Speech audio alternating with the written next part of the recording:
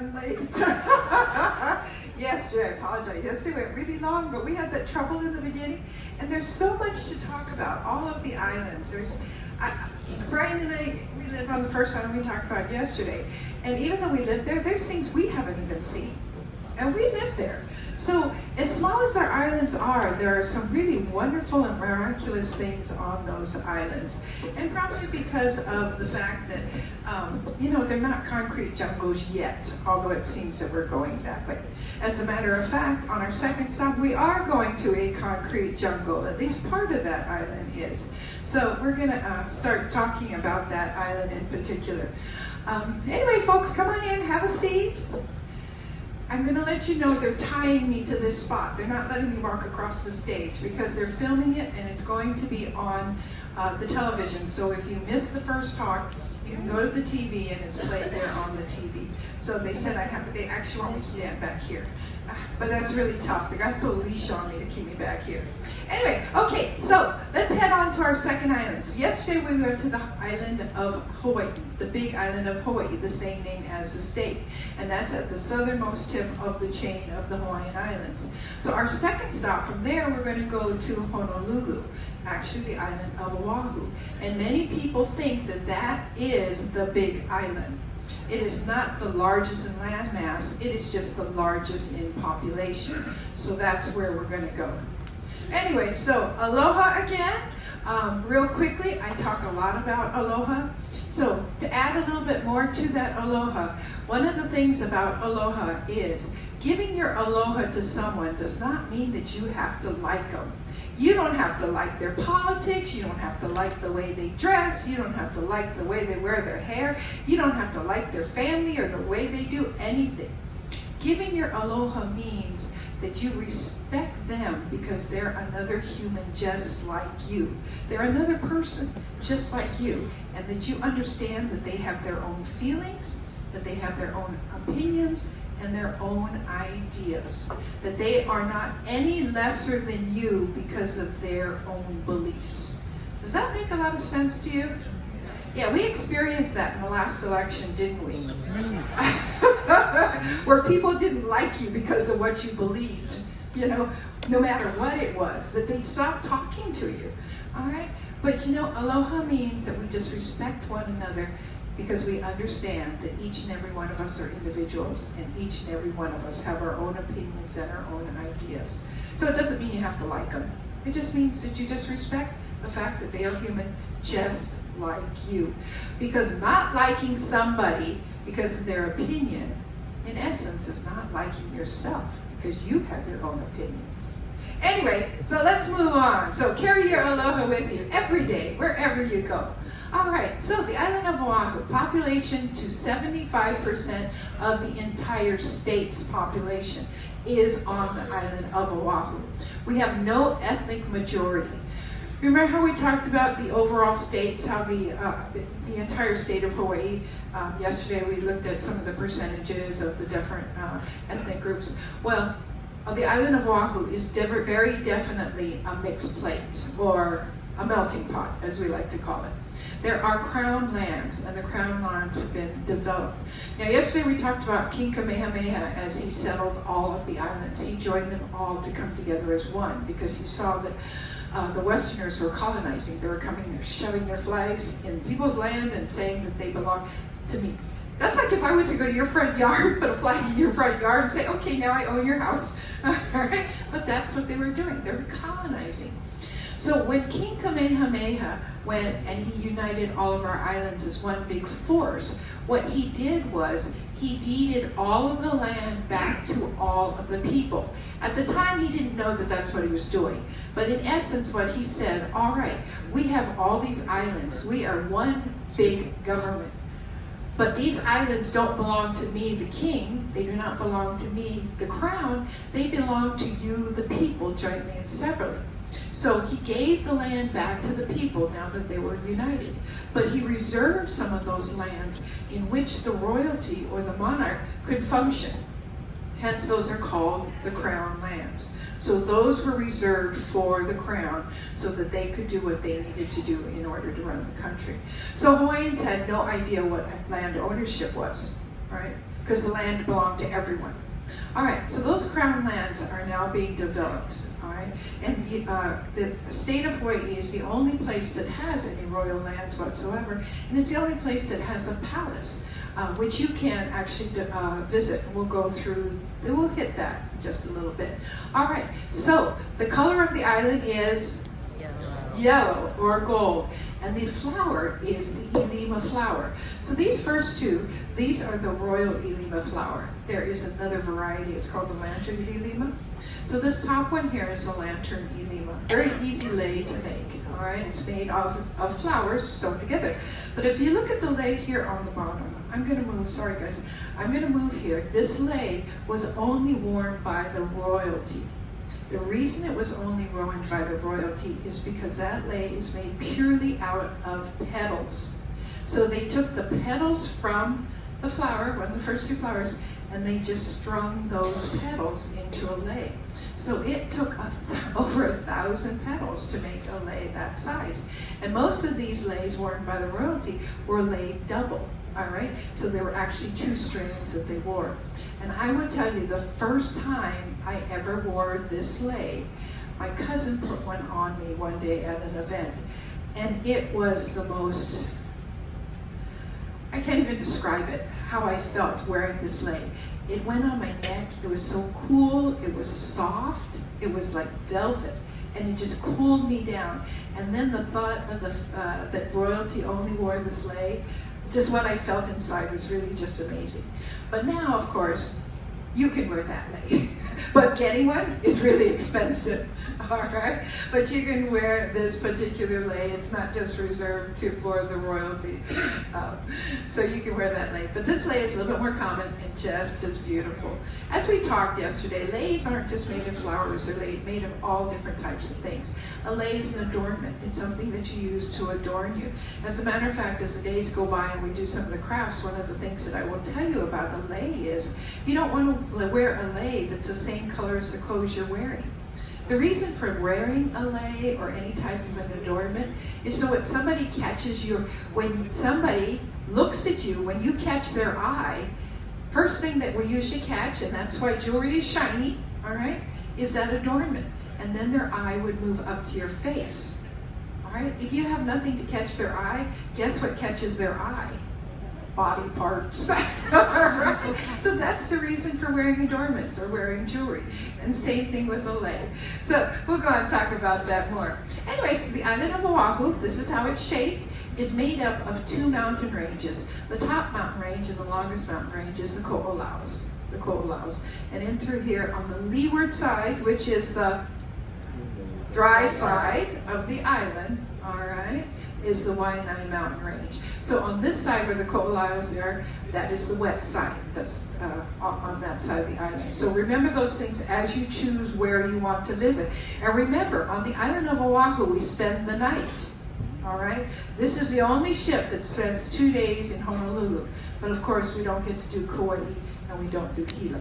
So we will spend the night. Who's been up to Diamond Head? Who's hiked Diamond Head? Oh, we've had a few people that have made that hike. Well, actually, Diamond Head here. Anybody know why it's called Diamond Head? But you know I'm going to tell you anyway, even if you don't know, right? Well, when I was a child, and Diamond Head, and I used to think, why? I mean, I've got this fixation with words anyway. I thought, why do they call it Diamond Head? And I thought to myself, when you're way far away, sometimes you can see the reflection of things in the water. And I thought, okay, if Diamond Head is reflected in the water, the shape would be like a diamond, wouldn't it? Right? So that's what I thought to myself. Well, little did I know that was not the case.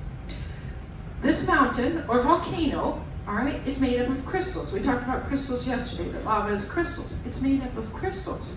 Well, back in the day, when Western was colonizing, this had quartz. Quartz is also crystal, all right? It was littered, the front of this volcano was littered with quartz crystal. Well, when the sailors sailed into Honolulu Harbor, they thought they were diamonds. That's why it's called Diamond Head. All right? Not because of its shape. So there were diamonds all along there, and then of course the sailors thought they struck it rich. So that's the reason for calling it Diamond Head. So Diamond Head is probably one of the most famous volcanoes in all of our islands because it is on Waikiki Beach, at the end of Waikiki Beach. The military took and they used this as a bunker where they stored ammunition. So for years, nobody was allowed to go into this bunker. So it's been hollowed out along its outside. So if you take a look at this top picture, it's not shaped like a diamond at all. It is shaped like a volcano. All right, so that's Diamond Head from an aerial view up in there. Pretty large mountain. So you can actually hike up here, and it is 76 steps for the first go round, another 225 steps up into the middle, and then when you hit the very top, it's another 99 steps. So it's really an incredible, incredible hike. You have to take comfortable shoes and a bottle of water. But when you get to the top, I'm sure those of you who have been there will agree that it is absolutely breathtaking. You can see from one end of the island to the other. So if you are a hiker, if you enjoy doing these things, definitely something you might want to do. But if you decide you want to do it, you must make a reservation. You can go onto their website and you can make a reservation because it became such a popular event that people were just going in droves. So if you'd like to do that and you have Wi-Fi here on the internet, you can make Wi-Fi calls, make yourself a reservation. It is absolutely breathtaking. And there are pillboxes up here that the military had used as lookout points to spot the enemy. So you can get into one of those and you can just sit there and just be at peace because you just see this beautiful, beautiful scenery. So this is what Waikiki Beach looked like back in the day before we started this concrete jungle down on Waikiki. So these pictures here, this was 1928, and this is a view from up in Tantas Mountain looking out over Waikiki. And if you see here, this was actually all very marshy land. As a matter of fact, this was a huge taro patch. This was used to grow taro in here. So if you have spent any time in Waikiki, and I know many of you have because this is not your first go-around in Hawaii, you'll see that there's a lot of road work going on. And that's because that's still marshland underneath, even though they tried to divert most of that water. But it's still an incredible place to go. So at one point it was all white sandy beach. And you see that white sandy beach there? It narrows over time. Not just because of the building, but because of the erosion. What's happening is the ocean is taking a lot of our water out to sea. So anybody been to Australia? Anybody like to go to Australia? Well, go to Waikiki Beach because we import sand from Australia to put on our beach because all of our sand is disappearing. So you can say that you've touched Australian land. But that is a true story. Our Waikiki is sinking at about 2 inches a year. And so hence our sand line is disappearing. It's going further and further out. So we do bring in sand to put on that beach. So one of the things you'll notice, or at least pay attention if you go down there, pay attention to the feel of that sand. And when you go to Maui, or even a Big Island, not a lot of white sand, and then pay attention to the sand on the island of Maui, you'll find that it's a different feel. The sand on Waikiki is much more powdery, much more a softer type of sand. That's because a lot of our sand is imported here and put onto this island. But still a really wonderful place to go. Anybody remember these guys? Except they were younger, weren't they, when they were in this movie? So actually when Elvis made his movie Blue Hawaii, these guys were probably in their 20s. But these actually are the original Beach Boys. They were the Beach Boys that actually starred in the movie. And the movie Blue Hawaii was taken from what the Beach Boys do. All right? And they sit around on the beach, they play their ukuleles, they take tours out to teach them how to surf or go to canoeing. Well, it was really sad because after 46 years, all these guys that started this movie, they used to run the concession down at Waikiki Beach. As a matter of fact, when they were still down there, Brian and I, when we get a chance, we would go down and we would talk to them. As a matter of respect, we call them uncles. So we'd go down there, hey uncle, how's it going? Sometimes, we'd take food down there and sit and speak with them. And even when they were in their 70s and 80s, they were still teaching people how to surf. But in 2018, a bunch of young surfers came in, they bid on the contract. Of course, their bid was cheaper, the city took the cheaper bid, and then the Beach Boys were out of a job. It was really sad for us to see that happen. But you can still see them in the movie Blue Hawaii. Princess used to air it every time we got to Hawaii, but I don't think they aired it the last time we got there. But actually a really wonderful group of guys. But of course we're losing that generation as well. Kind of sad for us. All right. Anybody been to the aquarium? The aquarium is down the way. It's a nice place to visit. Waikiki Aquarium is down at the end of Waikiki. Anybody? I know you can't see it all the way at the top, but can you see that word? I'm going to pronounce it for you. You guys follow me. Humu? Humu? Nuku? Nuku? Apua'a. Humu humu. Nuku nuku. Apua'a. All right, ready? Humu humu nuku nuku apua'a. I knew I should have made a bet with you guys. When my cousin and I were younger, but not so young, when we were of drinking age, we would go down Waikiki, and there were a lot of restaurants and bars, and so we would make our way, called the Waikiki Crawl. We would go from bar to bar. Sometimes we'd get stuck in one. And we'd sit down, we'd have a drink. We played a lot of cards, and sometimes her and I would sit in a bar, we'd play cards with each other. And it never failed. I mean, everyone always wanted to talk to the Hawaiian girls, the local girls. So they would come up and they would say, teach us Hawaiian. We'd look at each other, and so we'd say, okay, we'll teach you Hawaiian, but I'll tell you what, if you can say the word properly that we write in Hawaiian, we will buy you a drink. And of course they were eager, sure, of course, we'll do that. So this is the word we would write. We would drink all night long for free. Never ending. But we had a good time. But this is the word we always gave them. So, humu humu, nuku nuku, apua'a. Now, that word pua'a, the word pua'a means pig.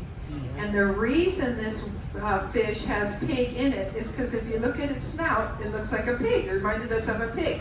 So we call this a pig fish. So remember this word because you can use it on your grandchildren. Right? You can get them to do chores all day long.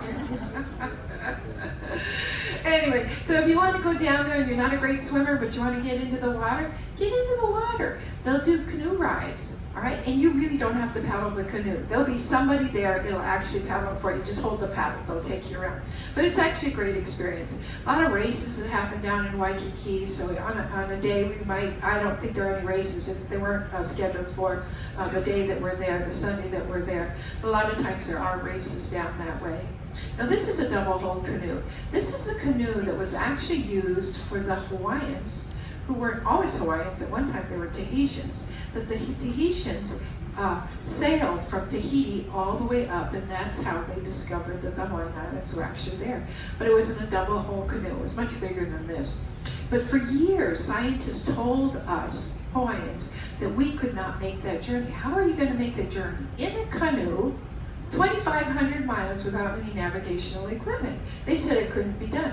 As a matter of fact, a guy by the name of Thor Heyerdahl, I believe is how it's pronounced, he tried to prove that the Polynesians, it was all through drifting that they came across the Hawaiian Islands. And he was not able to prove that.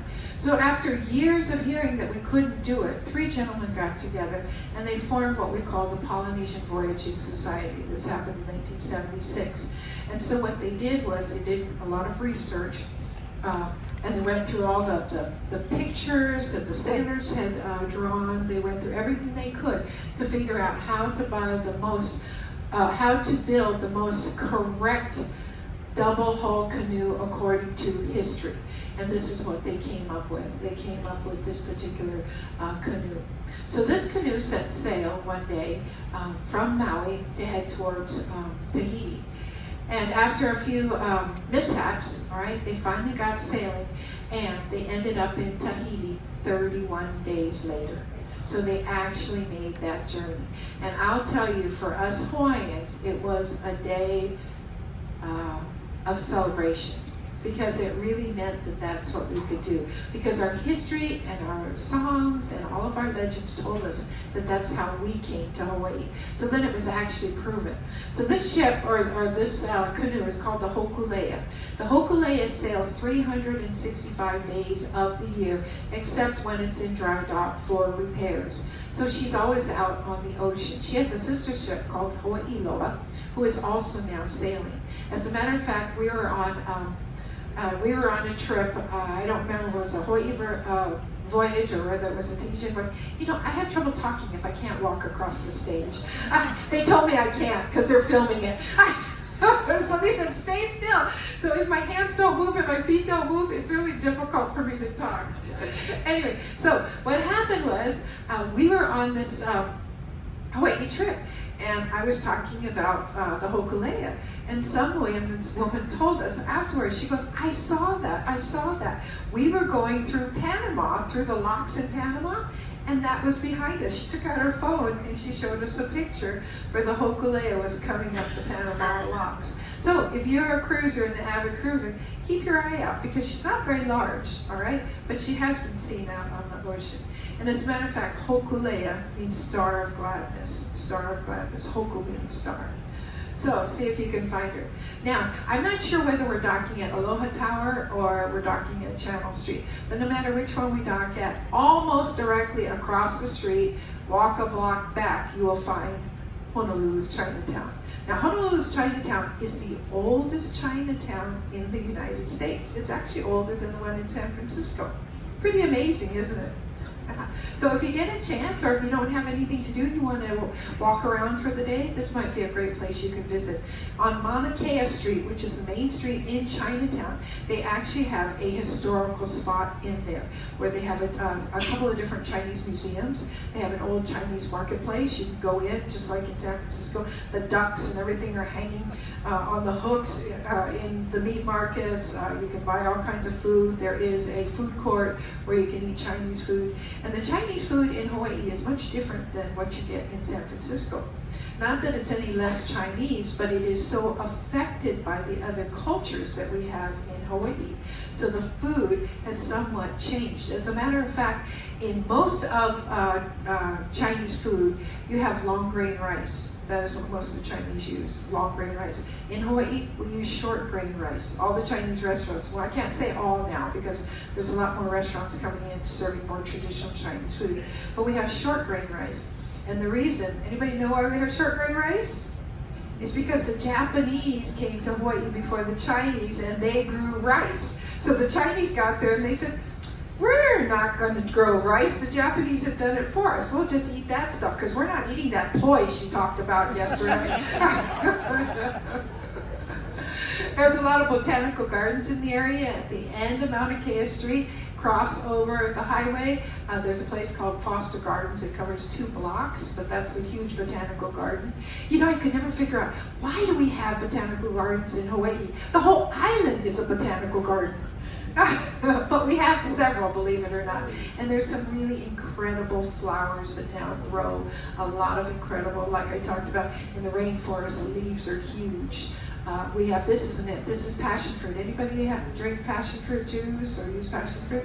Well, that's the flower from the passion fruit. And isn't it quite incredible looking? Yeah. We have another flower, it's called the Night Blooming Ceres. I always love this. This was down from our house at one of the schools there. But the flowers only bloom at night. So on special nights or on the weekends, sometimes Mom would load us up in the car and we'd go down and we would watch the flowers as they opened up in the moonlight versus in the sunlight. So there's a lot of botanical gardens through there. Right next to Chinatown, and right next to an area that is also considered a part of Chinatown, Kaka'ako, is really in retrofit. And it's actually been in retrofit for years because Chinatown in Hawaii has been burned down twice. The Chinese were blamed for every disease that came to Hawaii. They were blamed for the chicken pox. They were blamed for the plague. They were blamed for the leprosy. They were probably even blamed for COVID. So the Chinese, for some reason, are blamed for everything. Anyway, I want all of you to just take a second, look back to the guy up there in the green shirt. His name is Mark Harris. He'll be up on the stage when I'm done. I owe him a great apology because I talked so long yesterday. And if you get a chance, come and listen to him talk. Listen to this man talk. He'll tell you about all the natural things out there. Give Mark a big hand. Wave, Mark. See, he's coming. He came in here specifically to give me the eye to tell me not to take so long. I know that man. Anyway, thanks, Mark. So let's head back down into Chinatown. So who saw the movie Hawaii? James Michener was taken after James Michener's book Hawaii. And you remember when they burnt down Chinatown? It was actually a real event. It was a real event that happened twice. So Chinatown has been rebuilt twice and now is also in retrofit. So there's a lot of places you can go down there. There's some boutique eateries. There's some older eateries. But actually, it's kind of a fun day if you've never experienced Chinatown. And in some Chinatowns around the United States, you might feel a little bit uncomfortable. I mean, I have Chinese blood, and I was in the Chinatown in New York, and I felt a little, I mean, they were looking at me like, what are you doing here? You're a half-breed, you know? But in the Hawaii Chinatown, you'll never feel that way. You know, everybody goes down to Chinatown. So if you get a chance, go visit it. It's kind of a nice thing. Right next to it, there's a place called Kaka'ako District. And the Kaka'ako District used to be all industrial. It was like any industrial area. However, it was right next to a tourist stop, which is Waikiki, right? So what they did was they invited a lot of the local artists to come in and paint murals across the buildings. So you'll find a lot of murals down in this area, and some of these murals are just huge. They'll cover the side of a 3-story building. And then there are some smaller ones. So it's quite interesting. The first time we saw this after many of the murals were built, I was just amazed. It was just really amazing. How about this one? Green eggs and Spam. Who eats Spam? Anybody? You know, in Hawaii, we call it Hawaiian steak, right? We eat Spam with everything, and we can cook Spam 1,000 different ways. I haven't figured out why Hormel hasn't built their Spam museum in Hawaii. As a matter of fact, and it's not while we're there, it's going to be, I believe, in a couple of weeks, but they have what we call the Spam Jam. All right, the Spam Jam. They close off Waikiki, Kalakaua Avenue, which fronts all of Waikiki. They close it off. They bring in lots of entertainment, and they bring in food vendors. All the food vendors, every item that they serve on the menu must contain Spam. All right, so you can have cheese, Spam, French fries. You can have Spam burgers. You can have mac and Spam. So everything has Spam in it. And everything that is sold during the Spam Jam must have Spam on it. So there are Spam t-shirts, Spam backpacks, Spam pencils. There's all kinds of things. We call it the Spam Jam. And they have all types of entertainment that time. But we love our Spam. So if you get a chance, stop into we have ABC stores. You guys, if you've been to Hawaii, you know what an ABC store is. An ABC store is like a condensed version of Walmart. It's got everything in it, all right? Everything from A to Z. But they have most of them, or even the 7-Elevens, have a little section with hot food. Well, they make a thing, we eat a thing called Spam musubi, all right? In Japan, they would pronounce it masubi. Well, everybody butchers our language, so we figure we'll butcher theirs too. So we call it musubi. And what it is, it's a layer of seaweed with a little bit of rice in it, Spam, a little bit more rice, and it's wrapped in the seaweed, almost like a sandwich. So if you go to any of the schools in Hawaii and you ask the kids to open their lunchbox, 9 out of 10, guess what they have? A Spam musubi. So if you ever get a chance, just pop in and have one, all right? For us, it's one of the best things. We take it and make it, we take it to the beach, we throw it in your bag when you need something to eat. So give one a try, one of our most popular food dishes. All right, so there's more botanical gardens if you look all over the island. All right, so they're there. All right, Punch Bowl Crater. Punch Bowl Crater, and we'll talk about Pearl Harbor in just a minute, but Punch Bowl Crater is our veteran cemetery. And I know that a lot of veteran cemeteries across the U.S., as a matter of fact, we had passed one while we were in San Francisco, but they have crosses. All the gravestones are made out of crosses. You've seen those. Have you folks seen those? Well, that's what Punch Bowl looked like. I didn't know. I mean, this kid from Hawaii. You know, we were so isolated back in the day from the rest of the United States. We called you guys the mainland. You lived on the mainland because we lived out in the middle of nowhere. I didn't know that that was very common for veteran cemeteries to have these crosses. Well, up on Punch Bowl, there used to be crosses for all the veterans that were there. So on Veterans Day, actually the day before Veterans Day weekend, on Thursday, our homework, we had no homework that day. The only homework you had was you had to bring 5 leis to school the next day. All right? So there were 3 of us. So Thursday afternoon, Mom picked us up from school. We would visit all the relatives that we had on the, not all of them, otherwise we'd never get home. We would visit the relatives that had flowers or plumeria trees in their yard, and we would pick the plumeria. And then we would take them home, and that night we would sew leis. So each of us had 5 leis. And Mom would send us off to go take a bath. As soon as we're done taking a bath, she'd fill the bathtub with water, and all 15 leis went into the bathtub so they would stay fresh. The next morning, she would bag them up for us, and each one of us would take our 5 leis to school. Then the military would bring a truck around, and it would collect all of the leis that we had brought to school. They would take them up to Punch Bowl Friday afternoon, and every cross would be draped with a plumeria lei. So by Saturday morning, Mom would take us up there so we could see what we had contributed to. And there was this massive space with crosses and plumeria leis draped over every single headstone. And the smell was just so wonderful. You got up there and you smelled the flowers, and you looked up there and you looked at all the veteran headstones, and it was really a breathtaking sight. It was quite amazing. Well, we no longer have those headstones, all right? They were all taken down, and they were all replaced by flat headstones because we have so much rain in Hawaii. The grass grows really fast, and they couldn't keep the grass mowed fast enough. In other words, everything looked rather straggly.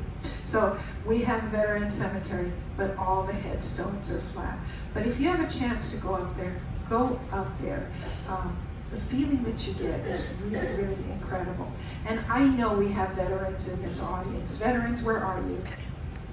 Give those veterans a big hand. We thank you for your service. So now I have to ask, how many wives of veterans do we have out there? Give them a big hand. We thank them for their service. All right?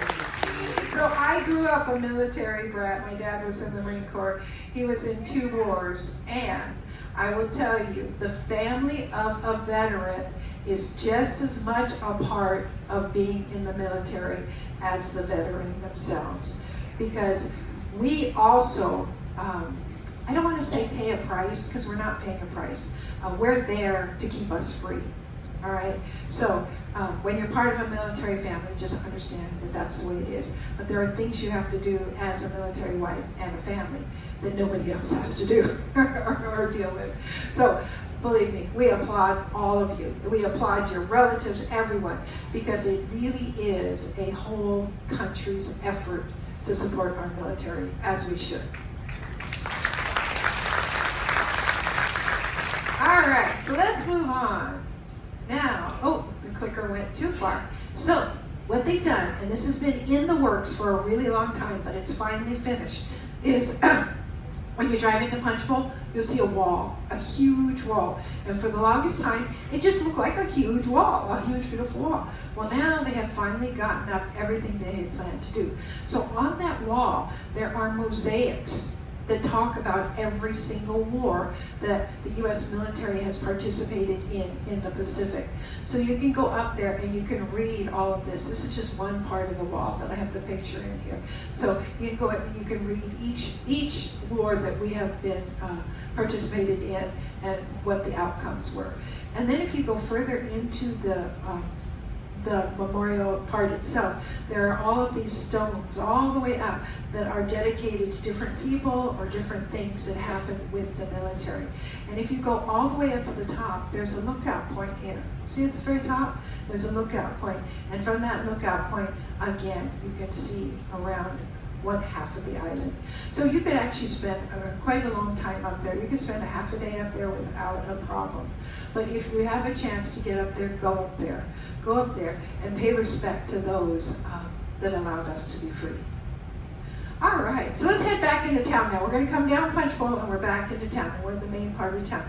If you head in the main part of town, there's a lot of preserved history on this particular island. When Hawaii realized it was very important to preserve the history, that's exactly what they started doing. So here's a church here, this church that looks like a stone church. Well, it is a stone church, but it's a stone church made out of coral.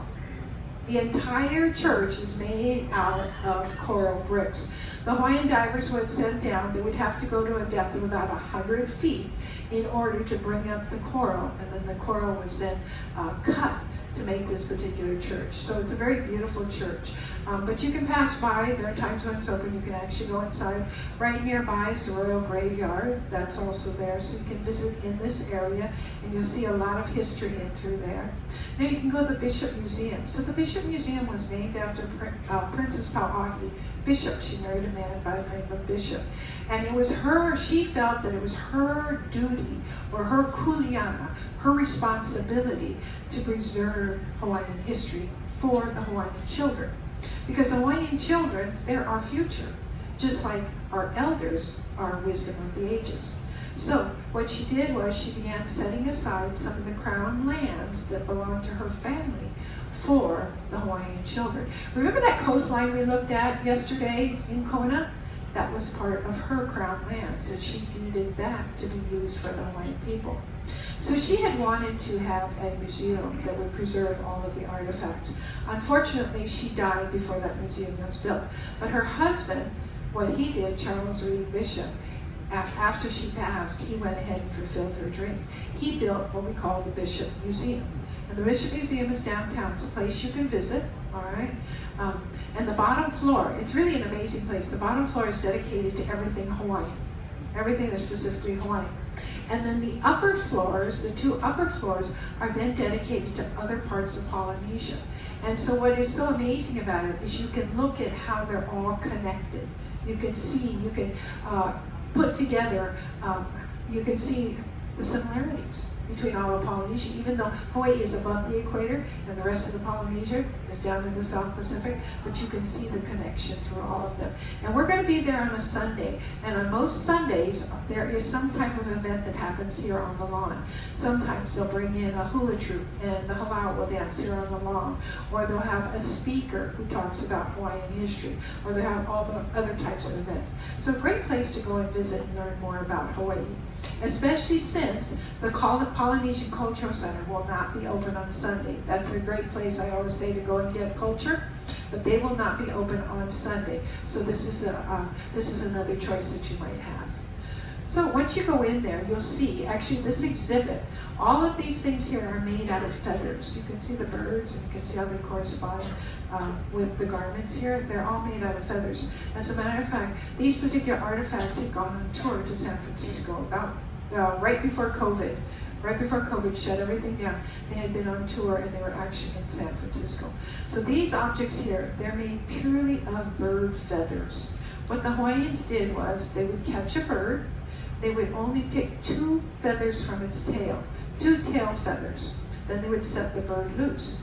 And so they would use those 2 tail feathers. They were actually cut into 3 different segments. So different things were used to make those leis. Like the last segment was used to make this lei hulu. All right. The headpiece there, that was the middle segment was used on that one. So they would use that. So can you imagine how many birds needed to be caught in order to make one of these garments? And some of the capes actually were floor length. So it really took a lot of birds. So you ask me, why did they only pick 2 feathers? It would just take them so much longer. Because if they plucked the bird till it had no feathers, the bird would die. And the only way for the birds to continue living was to only take 2 feathers, because then it didn't affect their flight. So it took years. So a lei that's actually made out of feathers like this can cost upwards of $5,000. And that's for a small lei. And not a lei made today, a lei that came as one of the older leis. But we have been bringing back the craft. As a matter of fact, I have leis, I have feathers that are floating around one of my bedrooms because I haven't finished that lei. But it's like every time you try to work with it, oh man, it just gets into your nose. All right? So what we did was we wanted you to have the experience of making a lei that looked like that. So Brian and I could not catch all of them birds. So what we did was we made a lei that was a mock feather lei. It's called the heirloom feather lei. It's what I'm wearing right now. All right? Kind of looks like those, doesn't it? All right? So you can make one because we're going to be making them today in Symphony Dining Room at 2 o'clock. So if you'd like to make one, come on in. And we've got all kinds of colors. We have more colors than the birds had, but we just added those colors just because now we're in the modern day. We're not back in the 1500s. So here's one of the lei classes. You can see they're all different colors in here. See this guy down here? He came in one day. He came in today. We made leis. He came in on his scooter. He came in on his little scooter. And it was predominantly, our class for a long time was predominantly women. I don't know why. But so that we've got it. There was a bunch of women in there, and he comes riding in on his scooter, and he looks up and he says, "I've come to get laid." Anyway, so he made a royal blue lei, and the reason he made royal blue is because he wanted to wear it with his white tuxedo. And he was stunning, but he was also so amusing. The ladies all doted over him, and they helped him. It was great. But no ticket needed, so just first come, first serve. So here's the palace that we talked about. This is our royal palace. And if you look right there on the gates of the royal palace, there's a crest. It looks very British, doesn't it? Anybody see the Hawaiian flag?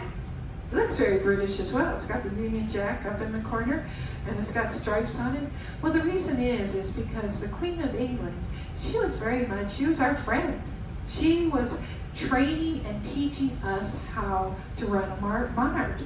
Because we didn't know when King Kamehameha united the islands, after that was done, it was like, okay, now what? Right? So, for some reason, he formed a relationship with the Queen of England, and she helped us. As a matter of fact, when we were watching the funeral on TV, all right, and they flashed the crest from England, all right, it was very much like ours. It was almost exactly the same as ours. And their royal colors are red and gold, or red and yellow, the same as us. So we adopted what they did. That was our way of honoring them, is we adopted exactly what they did. Of course, on our crest, all right, our warriors here, they are dark brown. They're not white. Right? So we call it them dark brown. And the words, of course, are not in English. And what our words say are ua, everybody, ua, mau, ke, ia, o ka aina, ika, hono. And what that means is the life of the land is perpetuated in righteousness. Now, remember we talked about how Kamehameha deeded the land back to the people jointly and severally, so there was no single person that owned any of the land. Because as Hawaiians, what we believed was the land didn't belong. This is what Kamehameha taught us. The land didn't belong to anybody. We didn't buy it. We didn't buy it from anybody. It was there. It was there. We happened to cross it for us to use. All right? So it was a gift. It was a gift that we discovered these islands. So we believe that we are stewards of the land, that it is our job to take care of the land. And if we take care of that land will take care of us. And that's why this is our motto. So it was very difficult for Hawaiians to understand ownership when the United States and some of the other countries came into our land. We didn't know what it was. The missionaries came. The missionaries came and we said, hey, take this land. You need to build a church here. Take this land. You build your church on this land. Missionaries thought that that land was being given to them, all right, that it belonged to them. And for us, there was no belongings. We were communal. We're very communal. So they thought it belonged to them. And hence began the feudal system in Hawaii. All right, so we had them. So we always believe that we are stewards of the land. If we take care of the land will take care of us. So This brings me to another concept in Hawaiian culture, all right, that I feel these are two very important cultures. We talked about aloha. We understand what aloha is, all right? We understand the giving of aloha. But there is another word, pono. Now remember we said that word that was on the crest, pono. Pono means to do the right thing, all right? It means to be righteous and do the right thing. I have a hair in my mouth. There we go. All right, it means to do the right thing. So how would I tell you what pono means besides telling you to do the right thing? All right, let's take for instance, it's a holiday. Thanksgiving, whatever, Christmas, Thanksgiving, holiday, all right? And you've got the entire family coming to your house for dinner. So it is your job, and you're stressed out because it's really stressful trying to cook a big meal, for 22 people, all right? So everybody's coming over, and it's the night before, and you're getting everything ready, and you realize, oh, I forgot something. I've got to run to the store. So you jump in your car, you drive to the store. It's cold because it's Thanksgiving or Christmas. You drive to the store, you get to the store. The parking lot is filled with all the rest of the people who forgot to buy something for their dinner as well. And so you're going to, you groan and you look, and there are no parking spaces. And of course, you don't have a handicap sticker because you're not handicapped, right? So you're driving around and you're looking for a parking space. You're driving, and then all of a sudden out of the corner of your eye, you see a parking space over there, and your heart just lifts almost to your throat, and you think, oh, there's my parking space. All I have to do is get down and get around the corner, and I can pull in. So you step on the gas just a little bit, you eat the end of the aisle, you turn around, you come around the corner, and there's this little sports car sitting right there waiting to pull into that parking space. That ever happened to you? You see a car, there it is, and your heart goes right back down into your stomach, and you utter some words that you would never utter otherwise. And you think to yourself then afterwards, you look and you think, okay, as that car pulls out, it's going to block the little sports car. I can just whip right into that parking space. I'll get out, I'll turn my head, I'll walk the other way and pretend like I never even saw that car. But is that the right thing to do? No, it is not. But this man would do it anyway. I heard that. But it is not the right thing to do. Because what if you were in that little sports car? How would you feel? All right? So doing the right thing means doing the right thing in the situation that you are in. Now, sir, if that sports car were there and there's nobody in it, yes, go ahead, take the parking spot. It means doing the right thing in the right situation. So what's the right thing in one situation may not be the right thing in the other. So being pono means using your best judgment to do the right thing. All right? So that's what we're saying here is when ika pono means righteousness. Do the right thing. That's why for us it's a very important concept. As a matter of fact, if you cannot be pono, all right, if you cannot always work to do the right thing, then you cannot have pure aloha. All right? Then your aloha becomes random. And it's talking to me, telling me, hurry up. All right, so that's your word for today. Everybody, pono. Pono. Anybody here of ho'oponopono? All right, some of you have. Ho'o is what we add to a word. It turns the word into a verb. So ho'opono means to make right. So when something happens, our family would get together once a week and we would talk about what happened. So if there were any disagreements, you could make them right again. So you come to terms and make them right with each other. So ho'oponopono means to make right more right. Because no matter how right we are today, as our lives evolve, tomorrow we may become even better than we were the day before. Make sense? So, ho'oponopono every single day. All right, so this is part about being pono. Anybody in the 70s in Hawaii and they saw these blue trash cans? All right, in the 70s, City and County of Honolulu put out these blue trash cans, and across the top it had the word mahalo. Mahalo means thank you. All right? We were saying thank you for putting your trash in this trash can and not throwing it on the ground, because then you're not perpetuating the life of the land. So people would see that, they'd put their trash in. Then that evening they'd go to a restaurant, they'd have a very wonderful dinner, they'd go to pay the check, and then the server would say, oh, mahalo. and all of the tourists thought they were being called trash. Because they didn't know what it meant. So all of these trash cans have since been removed, but we still ask you, please put your trash in the trash can.